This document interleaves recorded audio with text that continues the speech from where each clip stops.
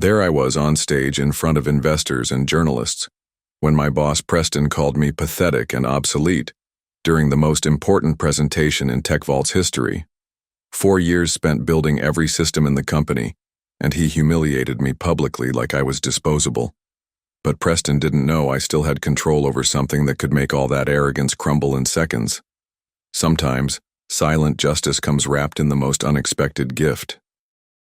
My name is Derek Thompson, I'm 37, and for years I built every line of code, every security protocol, every system that kept TechVault Solutions running in Austin. You know that feeling when you look at something and think, that came from my hands? That's exactly how I felt every morning when I walked into our South Congress office. Our old boss, Mr. Martinez, used to say I was the company's technical heart, the guy who could turn Python and JavaScript into real working solutions.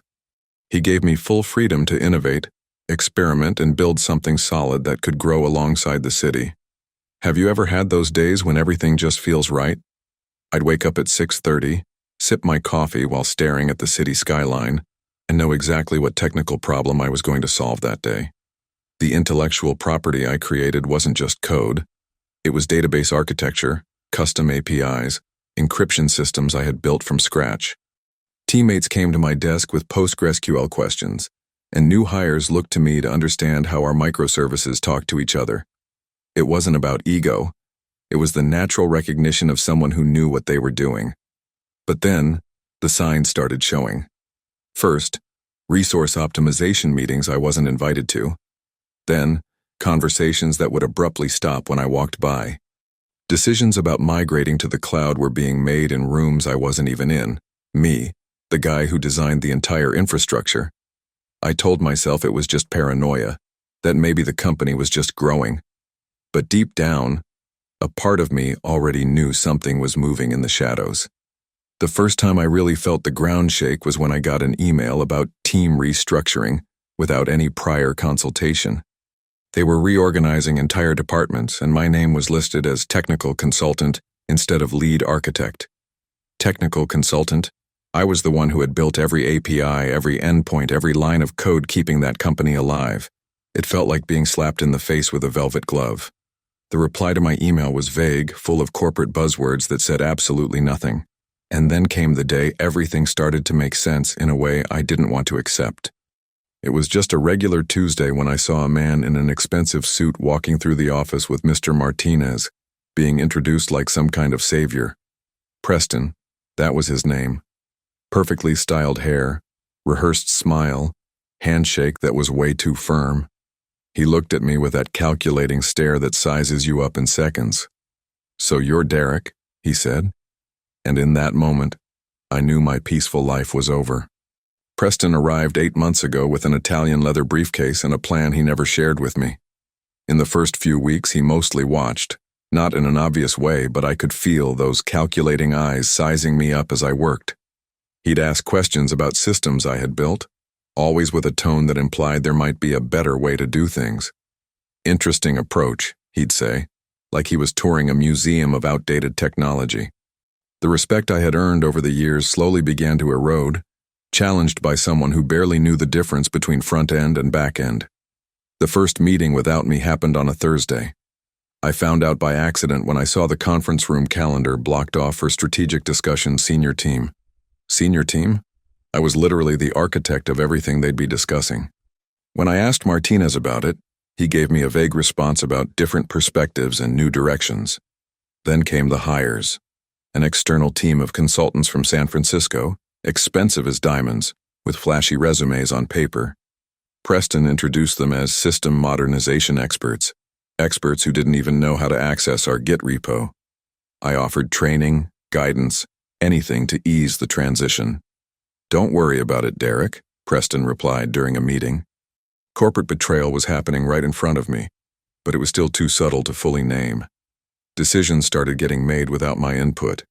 Changes to the database architecture I had designed, edits to security protocols I had spent years perfecting. Whenever I raised concerns, Preston always had a rehearsed reply. "We're following industry best practices," or "The consulting team recommended this approach." The final straw came during a presentation I was supposed to lead. There he was, standing at the front of the room explaining to investors the recent innovations in our system. He used technical terms he clearly didn't understand, gesturing at slides that showed diagrams of my own work. When an investor asked a specific question about implementation, Preston glanced my way and said, "Derek can clarify the more basic technical details if needed." In that moment, sitting in the back of the room, I knew it wasn't paranoia anymore. It was war. Later that night, after the humiliating presentation, I couldn't sleep. I sat at my desk at home, staring at my computer screen. But I wasn't coding. I was thinking. You ever have one of those moments where everything suddenly becomes crystal clear? That was it. Preston wasn't just excluding me. He was systematically erasing me from TechVault's story. But there was something he didn't know, something I'd kept up my sleeve without even realizing it. I picked up my phone and started mentally listing everything I needed to check. First thing I did was revisit my original contract. Back when TechVault was just a dream with a small team, Mr. Martinez had been generous with the terms. I wasn't just an employee.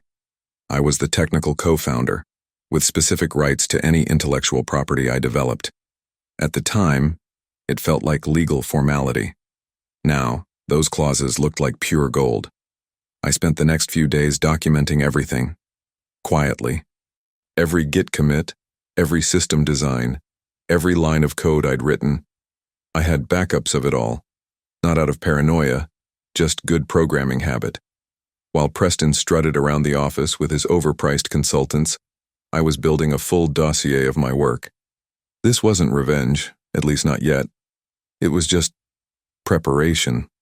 Like any good software architect, I believed in having contingency plans. I booked a meeting with Sarah Chen, an IP attorney here in town. She reviewed my contracts and documents with that focused look only lawyers get when they find something promising. "Derek," she said, removing her glasses, "you have more control over these systems than you think. Apparently, the clauses I signed gave me rights not just to the code, but also to the algorithms, security protocols, even the encryption keys. Preston could hire an entire team, but they were building on top of my foundation. The most surprising part? I still had admin access to critical components of the system. Not by accident, it was part of my original role as lead architect. He'd been so caught up in playing corporate games, he forgot to check the technical details. While he was planning his big investor showcase, I was quietly cataloging every system, every protocol, every access point still under my control. This wasn't about destruction, it was about respect. If they wanted to treat me like I was obsolete, maybe it was time to show what happens when you remove the architect from the building. The irony was almost poetic. He was organizing a massive launch celebration, inviting investors and press to showcase TechVault's latest innovations. He wanted the spotlight, the credit, to be seen as the visionary who modernized the company. I received the invite by email, not as a presenter, but as a technical team member. Technical team member. Me, the guy who had laid every digital brick of that foundation. As I read the invite, an idea started forming in my mind. If Preston wanted the spotlight so badly, maybe I could give him exactly what he asked for. 3 days after my meeting with Sarah, I was reviewing some system logs when something caught my eye. There were access attempts to files I hadn't authorized, all coming from accounts Preston had created for his team of consultants. These weren't casual lookups. They were downloading technical documentation, architecture diagrams, even code comments that contained my digital signature. It looked like someone was trying to erase my digital fingerprints, one file at a time. I decided to dig deeper using my admin privileges. Using my lead architect access, I started tracking exactly what they were doing with my files. What I found made my blood run cold. They were systematically stripping my authorship credits from the code, replacing my comments with generic ones, altering commit timestamps to make it look like the work had been done recently. Preston wasn't just cutting me out of the company's future, he was erasing me from its past. This was corporate betrayal on a level I didn't think was even possible. But that was just the beginning of what would change everything. Digging through more files, I found a folder called Acquisition Prep on the main server. Acquisition? Prep for a sale? My heart started racing as I opened the documents and saw what was really going on. Preston was preparing to sell TechVault with offers from 3 different companies, each worth millions. And in every proposal, the company's intellectual property was credited to the team led by Preston Hayes. The documents were even more detailed and more outrageous than I'd imagined. Development timelines credited Preston with innovations I had implemented years before he ever arrived. Technical descriptions of systems he clearly didn't understand were being pitched as his own strategic vision. It was like watching someone try to sell your house while you were still living in it, pretending they'd always owned it. The audacity was stunning, but it also exposed just how deep the conspiracy went. But the biggest shock came when I found a document titled Transition Plan, a detailed plan to fire me right after the sale. Not just fire me, but make me sign a gag order that would block me from claiming any credit for my work. They were planning to pay me a laughable sum to disappear quietly, like I had never existed in TechVault's history. Preston was literally trying to buy my silence to erase me from my own creation. It wasn't just betrayal, it was calculated humiliation. The sense of revenge I'd felt earlier was nothing compared to what I felt in that moment. This wasn't about recognition anymore. It was about pure justice. Preston was stealing years of my life, selling my work as his own, and planning to toss me aside like trash. But there was one crucial thing he didn't know, something not mentioned in any of the documents. I still controlled the master encryption keys for the entire system. Without those keys, which only I had, all that polished code he was trying to sell was worthless. Like trying to sell a car without the keys. It looks good, but it won't go anywhere. I printed every incriminating document and sealed them in an envelope as evidence. Then I called Sarah Chen with an urgency she immediately recognized in my voice. "Sarah," I said, "I need you to prepare documents that prove, without a doubt, that I'm the real author of everything." While Sarah worked on the legal ammunition, I started building something special.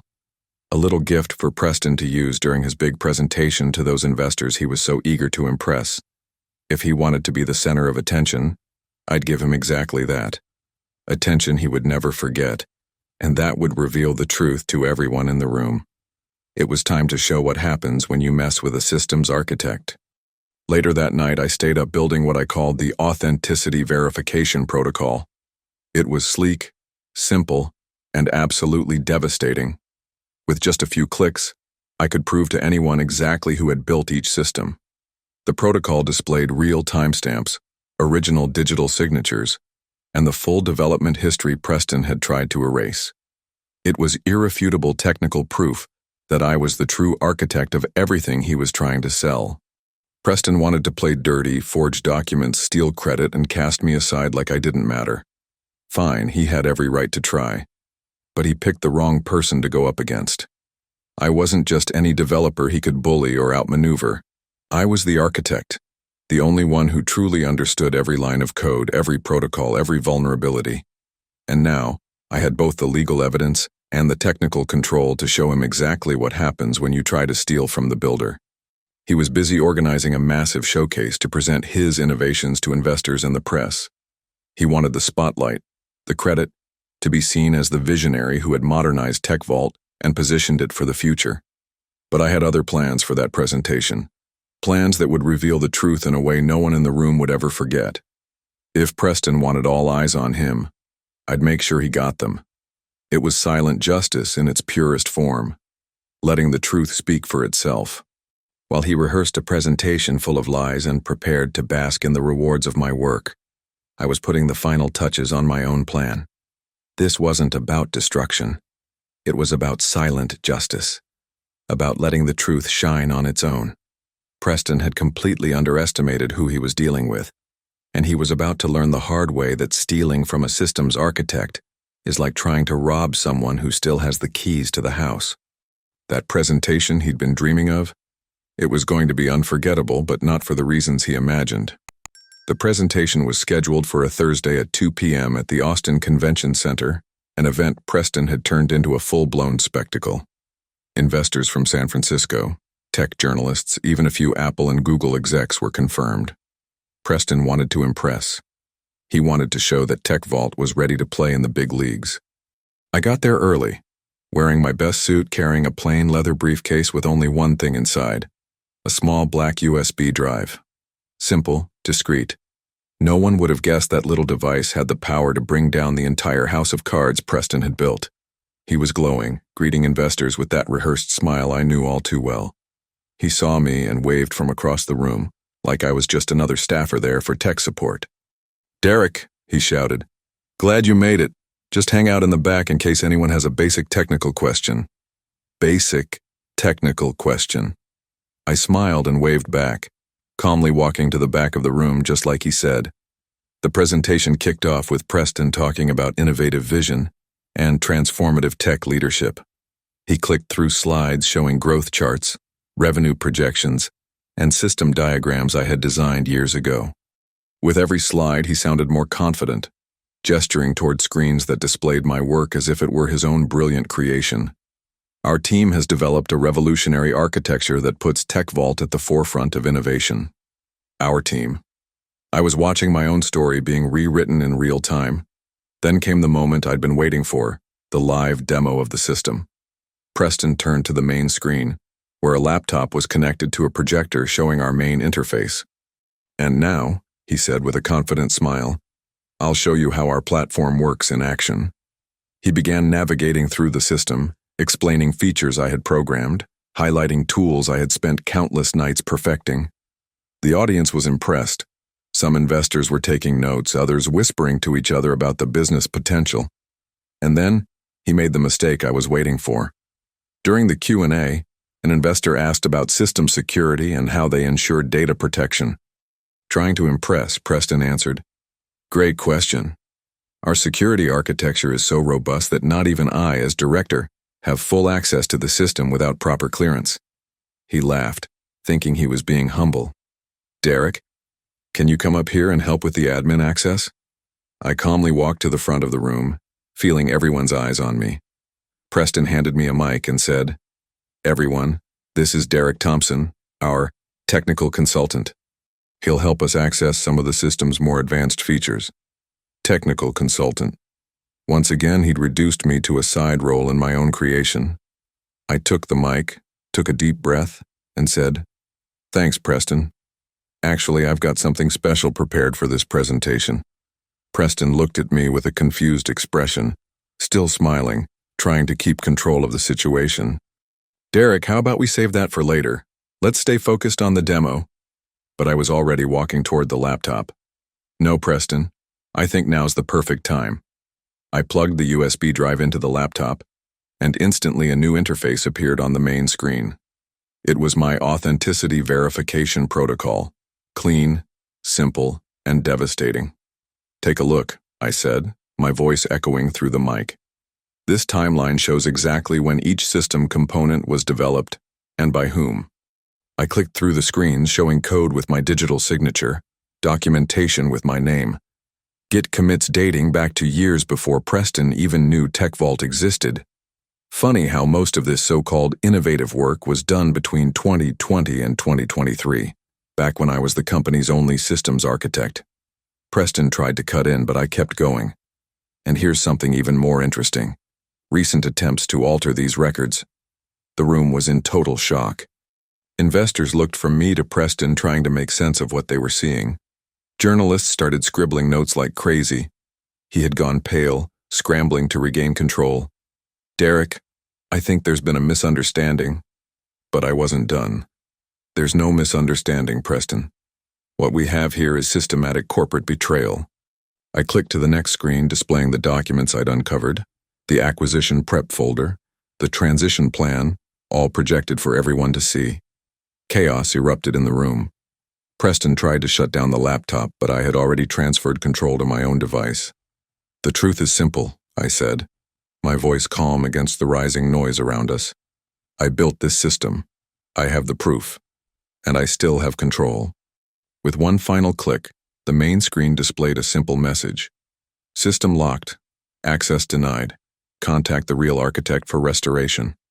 Preston looked at me with a mix of rage and panic, finally realizing he had completely underestimated who he was dealing with. In the 5 minutes following my reveal, the Austin Convention Center turned into a corporate battleground. Investors jumped out of their seats, some making urgent calls, others approaching me with business cards. Journalists swarmed Preston, who was desperately trying to explain everything with scattered phrases about misunderstandings and internal issues. The laptop still displayed my lockout message on the main screen, a constant reminder of who really controlled the tech. Sarah Chen, who had slipped in quietly during the presentation, walked up to me with a satisfied smile and a folder full of legal documents. Preston finally managed to shut off the projector, but the damage was done. He stormed over to me, face red with anger, and hissed, "Derek, you have no idea what you just did. You destroyed this company." I looked him straight in the eye and calmly replied, "No, Preston. I just saved this company. From you." He tried to argue, but investors were already gathering for an emergency meeting. One of them, a gray-haired man from Sequoia Capital, came up and said, "Mr. Thompson, we need to talk. Now." Preston tried to step in but was politely brushed aside. The emergency meeting took place in a private room right there at the convention center. I sat at a table with 6 investors, Sarah Chen by my side, while Preston waited outside. "Mr. Thompson," said an investor from Andreessen Horowitz, "we need to understand exactly what happened here today." I spent the next 30 minutes laying out the entire situation, the corporate betrayal, the attempt to sell off stolen intellectual property, the plan to fire me after the deal. Sarah presented all the legal documents proving my ownership of the systems. The investors listened in silence, taking notes and exchanging knowing glances. "Well," said the Sequoia rep after reviewing the papers, "it's clear there was an attempt at systematic fraud." Then he turned to me. "Mr. Thompson, you have 2 options. First, we cancel all the deals, you sue the company and Preston personally, and you'll probably win millions in damages. Second, we remove Preston immediately, offer you the CEO position with significant equity, and restructure the company under your leadership." I didn't need much time to decide. "I'll take the second option," I said, "but under a few conditions.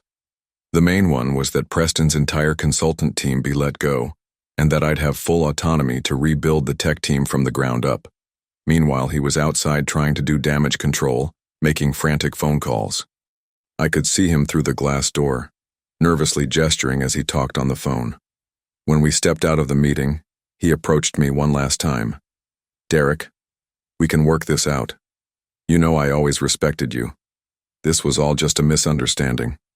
I stopped, looked at him for a long moment, and said, "Preston, respect isn't something you say, it's something you show."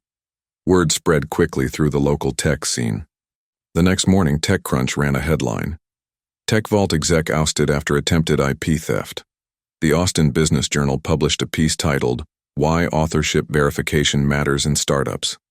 Preston tried to spin his side of the story in a few interviews, but the evidence was undeniable. Within 48 hours, he had been fully removed from the company, all his access revoked, and his reputation in the tech world shattered. The transition went surprisingly smoothly. With Preston out of the way, I was finally able to make the changes the company had needed for months. I let go of all the external consultants, not out of revenge, but because they simply didn't understand our systems. I promoted a few internal developers who'd been overlooked under Preston's rule. I rolled out new security protocols and started working on features I had planned for years but that Preston had always blocked. The investors were impressed by how quickly things turned around. Within 2 weeks, we had fixed all the technical issues Preston's team had left behind. In a month, we launched 3 new features that boosted our user base by 40%. The company's value, which had plummeted after the scandal, not only bounced back, it exceeded the original projections. During a board meeting, the Sequoia rep said, "Derek, you didn't just save this company, you turned it into what it was always meant to be." Preston tried reaching out a few times over the following weeks. LinkedIn messages, emails to my personal account, even one phone call I didn't answer. Eventually, he showed up at the office, asking to speak with me, just for 5 minutes. The receptionist called me, and I replied, "Tell him I have nothing to discuss." She delivered the message, and I watched from my office window, now the CEO's office, as he walked slowly toward the elevator, head down. Weeks later, I heard through mutual contacts that Preston had left town. Apparently, he landed a job at a smaller startup in Denver, with a significantly lower salary and no equity. His name was tainted in Silicon Valley, and many companies were steering clear of him after the Tech Vault scandal. I didn't celebrate his downfall. There was nothing to celebrate. Silent justice isn't about destroying someone else. It's about building something better where corruption once stood. 6 months later, I was sitting in my office, now truly my office, watching the sun set over the city from the windows on the 15th floor. Tech Vault had moved into a bigger building on South Lamar, and our team had grown from 12 to 45 people. I didn't hire anyone to impress investors or pad the roster. Each person was chosen for their technical skill and their ability to work as a team. The company ran like clockwork, every department in sync. It was exactly the vision I'd always had, but never fully implemented until I had the autonomy to build something from scratch. That morning, I received a letter that made me stop everything I was doing. It was from Marcus, a young developer who had witnessed the presentation at the convention center 6 months earlier. He worked at a small startup in Dallas and was facing a similar situation. A new boss trying to take credit for his work. "What you did that day inspired me to document everything and stand up for myself," he wrote. "I was able to prove the system was mine, and now I'm being promoted to CTO. Thank you for showing me it's possible to defend our work with dignity." The letter was signed, "With respect and admiration, Marcus Chen." I placed the letter in my desk drawer, alongside 3 others I'd received in recent weeks. Apparently, the Tech Vault story had become something of a legend in Texas's tech scene. Young programmers would approach me at networking events, asking for advice on protecting their intellectual property or dealing with toxic bosses. I always said the same thing: document everything, stay calm, and let the truth speak for itself. It was never about revenge, it was about silent justice, about building something better instead of simply tearing down what was broken. Sometimes, when the office was quiet at the end of the day, I'd think about Preston. I'd heard from mutual contacts that he'd managed to settle in Denver, working a more modest job but seemingly learning to value other people's work. I didn't feel anger toward him. Honestly, I felt nothing. He was a storm that passed through my life, caused some damage, but also pushed me to become a stronger version of myself. The corporate betrayal he orchestrated ended up being the catalyst for me to take full control of my career and build the company I had always dreamed of leading. I closed my laptop and got ready to head home, a new home I'd bought in Zilker, with an office where I could work on personal projects without pressure or deadlines. On the way, I stopped at the coffee shop where I used to get my morning coffee before all of this happened. The barista recognized me and asked, "The usual boss?" I smiled. "Boss." This time the word didn't feel like a power play or a lie. It felt like earned recognition. I grabbed my coffee, took one last look at the city skyline, and knew I'd found my place in the world. Not through confrontation or destruction, but through the silent justice of simply being who I'd always been. An architect, a builder, someone who turns ideas into reality. And now I'm talking to you. Yes, you, the one who stuck with me through this whole journey. Have you ever been through something like this at work? Ever had a boss try to take credit for your work or experienced corporate betrayal? Share your story in the comments. I want to hear how you dealt with disrespect in the workplace. If this story resonated with you, don't forget to subscribe and hit the notification bell. Every week I share real stories of people who turned professional betrayal into growth through silent justice. Just like I learned that some battles are won by building something better, you can also discover that your intellectual property and your professional value are stronger than any attempt to diminish you. Remember, it's not about revenge. It's about showing who you really are when they stop trying to make you invisible.